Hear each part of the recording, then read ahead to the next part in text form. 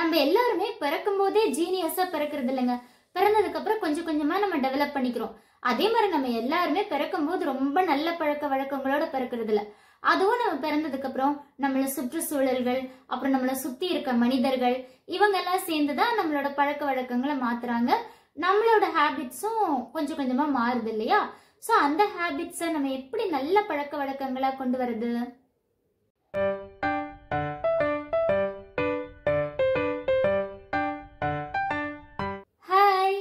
கனவுகள் மேம்படும் வியூவர்ஸ் எல்லாருக்கும் வணக்கம். எல்லாரும் எப்படிங்க இருக்கீங்க? நல்லா இருக்கீங்களா? ஓகே, ஒவ்வொரு ஃப்ரைடேவும் நான் டெக்னாலஜி பேஸ் பண்ணி தான் வீடியோ போட்டுட்டு இருப்பேன். ஆனா இந்த வாரம் நான் ஒரு புக் ரிவ்யூ கொடுக்க போறேன். ஸோ இந்த புக் வந்து ஆல்ரெடி நிறைய பேர் கேட்டிருப்பீங்க, நிறைய சேனல்ல ரிவ்யூஸ் போட்டிருப்பாங்க. இன்ஃபேக்ட் நான் ரொம்ப லேட்டு.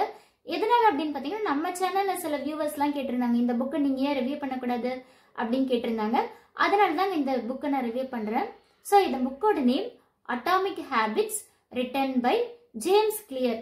இது வந்து தமிழ்லயும் இருக்குங்க, சின்னஞ்சிறு பழக்கங்கள் அப்படின்னு சொல்லி ஒரு புக்கு. ஸோ இந்த புக்ல பாத்தீங்கன்னா நிறைய நல்ல விஷயங்கள் சொல்லியிருக்காங்க. யூஸ்வலா பாத்தீங்கன்னா நிறைய ரைட்டர்ஸ் சில பேர்லாம் பாத்தீங்கன்னா அவங்க ஃபாலோ பண்ண மாட்டாங்க, ஆனா மத்தவங்களை ஃபாலோ பண்ணுங்கன்னு சொல்லுவாங்க. ஆனா ஜேம்ஸ் கிளியர் எப்படின்னு பாத்தீங்கன்னா, அவர் ஃபாலோ பண்ணதுக்கு அப்புறம் தான் இந்த புக்கையே எழுதியிருக்காரு. ஜேம்ஸ் கிளியரை பத்தி ஃபர்ஸ்ட் தெரிஞ்சுக்கலாம். இவர் வந்து ஒரு பேஸ்பால் பேட் பட்டு வந்து அடிபட்டு ஒரு 3 years கோமா ஸ்டேஜ்ல இருக்காரு.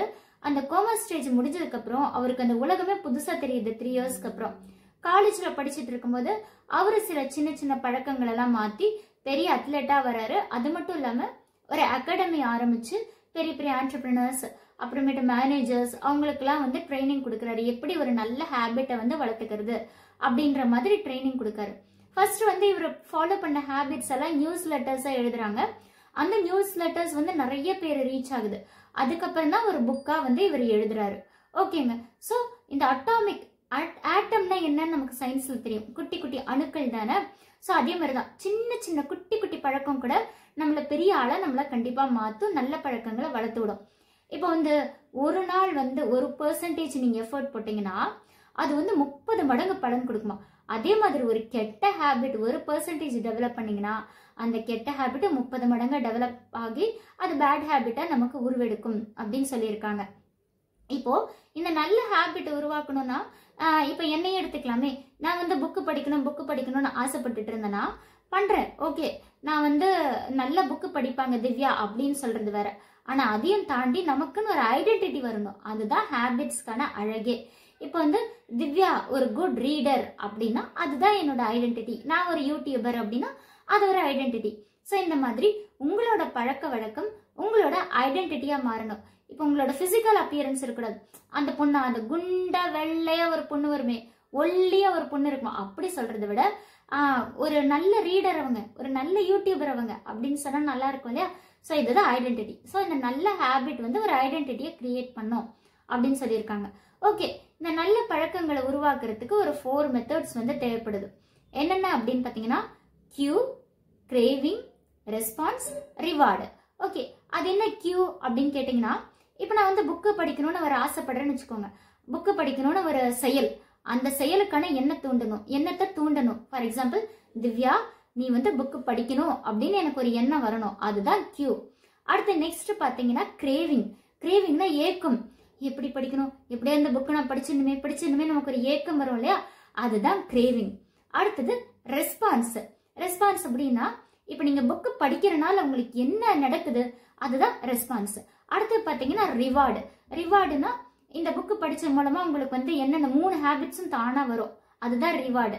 என்ன அப்படின்னு பாத்தீங்கன்னா கியூ, கிரேவிங், ரெஸ்பான்ஸ், இந்த 3மே வரும், அதுதான் ரிவார்டு அப்படின்னு சொல்றாங்க. அது மட்டும் இல்லாம உங்களுக்கே ஒரு சந்தோஷம் வரும். வா, நான் இவ்வளவு பண்ணிட்டேனா அப்படின்னு சொல்லிட்டு உங்களுக்கே ஒரு சந்தோஷம் வருங்க. ஓகே, அடுத்தது வந்து இந்த அட்டாமிக் ஹேபிட்ஸ்ல 4 லாஸ் சொல்லியிருக்காரு. அந்த ஃபர்ஸ்ட் லா என்ன அப்படின்னு பாத்தீங்கன்னா, மேக் இட் ஆப்வியஸ். ஆப்வியஸ் அப்படின்னா இப்ப நீங்க வந்து ஒரு புக்கு படிக்கணும் அப்படின்னு ஆசைப்படுறீங்கன்னு வச்சுக்கோங்களேன்.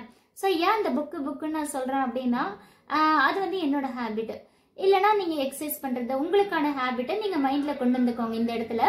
சார், இப்ப நான் வந்து ஒரு புக்கு படிக்கணும்னு ஆசைப்பட்டுட்டே இருந்தா போதுமா அப்படின்னா, இப்ப நான் காலையில எந்திரிச்சேன்னா பிரஷ் பண்றேன், போறேன், கிளம்புறேன், ட்ரெஸ் பண்றேன், ஸ்கூலுக்கு போறேன், இந்த பிஸி ஷெட்யூல்ல நான் புக்கு படிக்க முடியாதா அப்படின்னு வச்சுக்கோங்களேன்.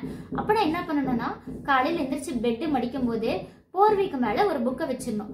அப்படி புக்கை வச்சுட்டுனா ஓகே, அப்ப நான் நைட்டு தூங்க எல்லா வேலையும் முடிச்சுட்டு தூங்க வரும்போது ஓகே இங்க புக் இருக்கு, ஒரு 10 மினிட்ஸ் வந்து நான் உட்காந்து படிக்கலாமே அப்படின்னு சொல்லிட்டு எனக்கா ஆட்டோமேட்டிக்கா படிக்க தோணும். ஸோ இதுதாங்க மேக் இட் ஆப்வியஸ். ஸோ நம்ம படிக்கும்போது நமக்கு வந்து இது தோணணும், ஓகே நான் இந்த ஹேபிட்டை பண்ண போறேன். நம்ம எது பண்ணணுமோ அதை வந்து நம்ம கண்ணுக்கு முன்னாடி வைக்கணும். அதே மாதிரி இன்னொன்று பார்த்தீங்கன்னா, இப்போ வந்து நான் வந்து நல்ல ஃபுட்டு, நல்ல ஃப்ரூட்ஸ் சாப்பிடணும்னு ஆசைப்படுறேன்னு வச்சுக்கோங்களேன். அப்போ வந்து ஃப்ரூட்ஸை வந்து ஃப்ரிட்ஜில் வச்சுட்டு இருந்தேனே வந்து எனக்கு தோணவே தோணாது. அதுக்கு பதிலாக நான் என்ன பண்ணணும்னு பார்த்தீங்கன்னா, அந்த ஃப்ரூட்ஸை வந்து என் கண்ணுக்கு படுற மாதிரி முன்னாடியே வைக்கணும். அப்போதான் நான் பிஸ்கெட்ஸை தேடி போகும்போது முன்னாடி வந்து அந்த ஃப்ரூட்ஸ் இருந்ததுன்னா ஆட்டோமேட்டிக்காக நான் வந்து ஃப்ரூட்ஸை எடுப்பேன் அப்படின்னு சொல்றாங்க. ஓகே, அடுத்து இன்னொரு இதுலயே மேக் இட் ஆப்வியஸ்ல ஒன்று சொல்றாங்க. என்னன்னா, சத்தமா சொல்லணுமா நம்ம பண்ண போற ஹேபிட்டை. ஃபார் எக்ஸாம்பிள், நான் காலையில எந்திரிச்சு குளிக்க போறேன், நான் பச்சை தண்ணியில குளிக்க போறேன், அடுத்து நான் வந்து இன்னைக்கு வந்து நல்ல பிரேக்ஃபாஸ்ட் சாப்பிட போறேன், நல்ல ஹெல்தியான பிரேக்ஃபாஸ்ட், இதெல்லாம் நம்ம சத்தமா சொன்னா எல்லாருக்குமே ஓகே அப்படின்னு தோணும். ஆனா இதை விட்டுட்டு நான் காலையில 4:30 மணிக்கு எந்திரிச்சு இன்ஸ்டாகிராம் ரீல் பார்க்க போறேன், ஸ்வைப் பண்ணிட்டே இருக்க வரேன்னு சொல்லி பாருங்களேன், அது உங்களுக்கே ஒரு மாதிரி இரிட்டேட்டா தோணும்ல. ஸோ இது ஒரு கெட்ட ஹேபிட், இதை போய் நான் ஏன் சத்தமா சொல்றேன்னு தோணல. ஸோ அந்த மாதிரி நம்ம ஃபாலோ பண்ண போற ஹேபிட்டை கொஞ்சம் சத்தமா சொன்னோம்னா நமக்கே அது ஒரு மாதிரி தோணும், எது நல்லது எது கெட்டது அப்படின்னு நமக்கு தெரிய வரும். அடுத்து செகண்ட் லா என்ன சொல்றாருன்னு பாத்தீங்கன்னா, மேக் இட் அட்ராக்டிவ். இப்போ வந்து நான் வந்து ஜிம்முக்கு போகணும்னு ஆசைப்படுறேன்னு வச்சுக்கோங்களேன். ஜிம்முக்கு போகணும் அப்படின்னு ஆசைப்பட்டா நான் முந்தின நாளே நான் ஜிம்முக்கு தேவையான திங்ஸ், ஷூ, அப்புறம் ஜிம்முக்கு போட வேண்டிய ட்ரெஸ் எல்லாம் முன்னாடியே வைக்கணும். அதை விட்டுட்டு காலையில எந்திரிச்சு அதை நான் தேடிக்கிட்டு இருந்தேன்னா எனக்கு அதுலயே மூடு ஸ்பாயில் ஆகும். ஸோ அட்ராக்டிவா இருக்கணும் அப்படின்னா நமக்கு வேண்டிய திங்ஸ் முன்னாடியே இருக்கணும். இப்போ நான் புக்கு படிக்கணும்னா புக்கு ஷெல்ஃப் எங்கேயோ ரூம்ல ஒரு மூலையில வைக்கிறதுக்கு பதிலா நான் நடக்கிற இடத்துலயே அந்த புக்கு ஷெல்ஃப் முன்னாடியே இருந்ததுன்னா ஓகே அப்படின்னு சொல்லி எனக்கு அந்த ஹேபிட்டை ஃபாலோ பண்றதுக்கு ரொம்ப ஈஸியா இருக்கும்ல. அதுதான் மேக் இட் அட்ராக்டிவ் அப்படின்னு சொல்றாங்க. இப்போ நீங்க ஃபுட்லயே எடுத்துக்கிட்டீங்கன்னு வச்சுக்கோங்களேன், இந்த சிக்கன், இந்த பீட்சால சாப்பிடும்போது அப்படியே நமக்கு அதை பைட் பண்ணும்போது அப்படி ஜூசியா ஒன்று உள்ள இறங்கும், அதை வந்து நமக்கு சாப்பிட தோணும். அதே கேரட் தான், கேரட்டை சாப்பிட்டாலும் மேல வந்து கிறிஸ்பியா இருக்கும், உள்ள அந்த ஜூஸ் இனிப்பா உள்ள இறங்கும்.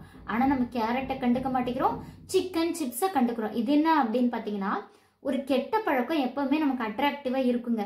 ஆனா வந்து என்னன்னு பாத்தீங்கன்னா, அது வந்து ரொம்ப ஸ்டார்டிங்ல வந்து பழகத்துக்கு ஈஸியா இருக்கும், ஆனா போக போக நமக்கு பேட் ரிசல்ட் கொடுக்கும். நல்ல பழக்கம் ஸ்டார்ட் பண்றதுக்கு ரொம்ப கஷ்டமா இருக்கும், ஆனா போக போக ரொம்ப ஈஸியா இருக்கும். இதுதாங்க மேக் இட் அட்ராக்டிவ். அடுத்து தேர்ட் லா என்ன சொல்லியிருக்காரு அப்படின்னு பாத்தீங்கன்னா, make it easy. Make it ஈஸினா, இப்போ நீங்க வந்து ரன்னிங் ரேஸ்ல ப்ராக்டிஸ் பண்றீங்கன்னு வச்சுக்கோங்க. இன்னைக்கு நான் 10 கிலோமீட்டர்ஸ் ஓட போறேன்னு எடுத்தோன்னே நீங்க 10 கிலோமீட்டர்ஸ் ஓடணும் அப்படின்னு ஆசைப்பட்டீங்கன்னா கண்டிப்பா உங்க பிரெயின் வந்து டயர்டா இருக்கும்.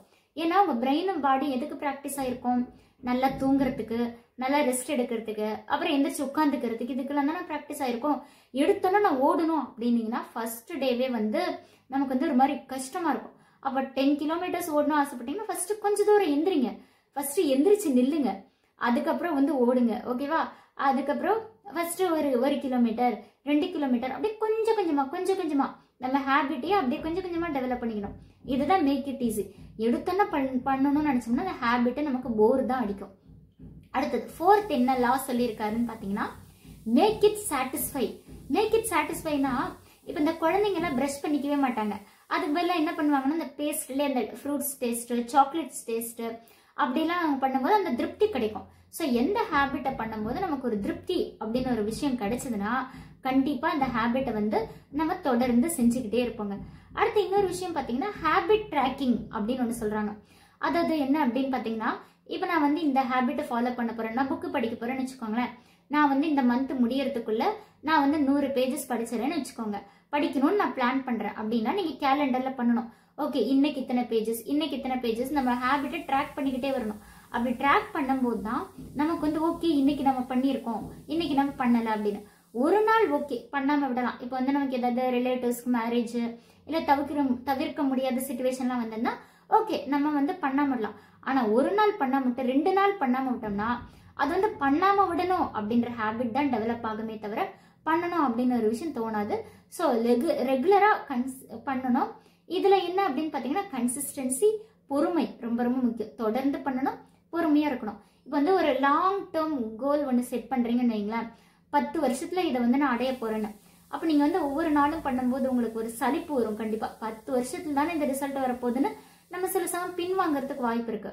அப்ப நம்ம என்ன பண்ணலாம்னா அந்த 10 வருஷம் ஓகே, ஆனா நடுவுல நம்ம அதுக்கான எஃபர்ட் என்னென்ன போடுறோம், குட்டி குட்டி எஃபர்ட், அதெல்லாம் வந்து நம்ம ட்ராக் பண்ணிக்கிட்டே வந்தோம்னா ஓகே நான் இன்னைக்கு இவ்வளவு பண்ணிருக்கேன், இன்னைக்கு இவ்வளவு பண்ணிருக்கேன்ட்டு நமக்கு மனசுல ஒரு திருப்தி வரும். அதனாலதாங்க இந்த ஹேபிட் ட்ராக்கிங் அப்படின்னு ஒண்ணு முக்கியம். அடுத்தது இதையும் தாண்டி ஜேம்ஸ் கிளியர் சொல்லியிருக்காரு. என்ன அப்படின்னு பாத்தீங்கன்னா நம்ம அக்யூரேட்டா பிளான் பண்ணணும்னு சொல்றாங்க. ஃபார் எக்ஸாம்பிள் நாளைக்கு ஈவினிங் 6:30க்கு நான் இந்த டேபிள்ல உட்காந்து இப்படி ஒர்க் பண்ண போறேன் அப்படின்னு அழகா பிளான் பண்ணணும், ஏல இருந்து Z வரைக்கும் அப்படின்னு சொல்றாங்க. அப்படி பிளான் பண்ணோம்னா வந்து நமக்கு வந்து அந்த ஹேபிட் கண்டிப்பா ஃபார்ம் ஆயிரும். ஸோ ஒரு ஹேபிட் எப்படி ஸ்டார்ட் பண்றது அப்படின்னு கேட்டீங்கன்னா, இப்ப நீங்க கம்ப்யூட்டர் கத்துக்கணும்னு ஆசைப்படுறீங்க, நீங்க ஃபர்ஸ்ட் சிஸ்டமை வாங்குங்க, வாங்கிட்டு ஃபர்ஸ்ட் அதுக்கு எடுத்து சார்ஜ் போடுங்க பேக்ல இருந்து. அப்புறம் லேப்டாப்பை ஓபன் பண்ணி சும்மா இப்போ 5:30க்கு நான் சிஸ்டம் கத்துக்க போறேன்னா லேப்டாப் ஓபன் பண்ணி சும்மா சிஸ்டம் முன்னாடி உட்காருங்க, அடுத்து ஆன் பண்ணுங்க, அடுத்து கீபோர்டு கத்துக்கோங்க. இப்படிதாங்க எடுத்தோன்னா வந்து இவ்வளவு கத்துக்க முடியாது, வேர்டு எக்ஸல்னு போயிட முடியாது. ஸோ இதுதான் வந்து ஹேபிட் டெவலப் பண்றதுக்கான வழி அப்படின்னு சொல்லியிருக்காரு. அடுத்து இன்னொரு விஷயம் பாத்தீங்கன்னா, நமக்கு வந்து 3 பீப்புள் வந்து நம்மளை இன்ஃப்ளூயன்ஸ் பண்ணுவாங்க. நம்மள க்ளோஸா இருக்கவங்க, அப்புறம் நம்ம சுத்தி இருக்க நிறைய பேர், அப்புறம் இந்த பெரிய பெரிய குரூப் பீப்புள். இப்போ நம்ம க்ளோஸா இருக்கவங்க அவங்க வந்து பேட் ஹேபிட்டை ஃபாலோ பண்ணா நமக்கும் பேட் ஹேபிட் தான் வரும். ஓகேவா? அப்ப நம்ம சுத்தி இருக்கவங்க, இப்ப நான் புக் ரீட் பண்ணோம்னா என்ன சுத்தி இருக்கவங்கள புக் ரீடர்ஸா இருந்தா எனக்கும் இந்த புக் படிக்கணும் அப்படின்ற ஆர்வம் வரும். அடுத்த மெனி நம்மளை சுத்தி இருக்க நிறைய பேர், இவங்க எல்லாம் பாத்தீங்கன்னா நம்ம வந்து டெவலப் ஆகி போறதை விரும்ப மாட்டாங்க, நம்மளை எப்படி கீழே இழுத்து விடணும் அப்படின்னு தான் ஆசைப்படுவாங்க. அதே மாதிரி நிறைய பேர் ஒரு கருத்தை சொன்னா அதுதான் நம்ம சரின்னு நம்ம எடுத்துக்கோம். ஏன் அப்படின்னா நம்ம அதுக்கு ஆப்போசிட்டா நம்ம ஒரு கருத்தை சொன்னோம்னா நம்மள அவங்க சேர்த்துக்க மாட்டாங்க அப்படின்னு பயப்படுவோம். அப்போ நம்மளோட ஹேபிட் குட்டா இருந்தா நம்ம யாரை வேணாலும் எதிர்த்து பேசலாம், யாரு கூட வேணாலும் நம்ம ஆர்கியூ பண்ணலாம். அடுத்த பெரிய குரூப், நம்மளோட பாஸா இருக்கலாம், நம்ம ஹெச்எம்ஆ இருக்கலாம், நம்மளோட எம்டியா இருக்கலாம். ஸோ இவங்கெல்லாம் வந்து பாத்தீங்கன்னா இவங்கள மாதிரியே நம்ம இருக்கணும், பெரிய பெரிய சிஓ அப்படின்னு நம்ம ஆசைப்படுவோம். ஸோ அப்படி இருக்கும்போது நம்ம அவங்களே ஃபாலோ பண்ணுவோம். இந்த மாதிரி நம்ம குட் ஹேபிட்ஸை நம்ம அழகா டெவலப் பண்ணிக்கலாம் அப்படின்னு சொல்லியிருக்காங்க. இதையும் தாண்டி இந்த புக்ஸ்ல நிறைய விஷயங்கள் சொல்லியிருக்காங்க. இதை சொன்னா சொல்லிட்டே போலாம். ஸோ கண்டிப்பா அட்டாமிக் ஹேபிட்ஸ் இங்கிலீஷ்ல படிக்க பிடிக்கலன்னா தமிழ்ல சின்னஞ்சிறு பழக்கங்கள் அப்படின்ற புக்கை நீங்க படிங்க. ஸோ மறக்காம லைக் பண்ணுங்க, கமெண்ட் பண்ணுங்க, ஷேர் பண்ணுங்க. அண்ட் இந்த சண்டே நான் லைவ் வருவேன். ஓகேவாங்க? இந்த சண்டே வந்து ஈவினிங் 5 o'clock நான் லைவ் வருவேன். ஸோ மறக்காம லைவ்ல வந்து என் கூட பேசுங்க. தேங்க்யூ.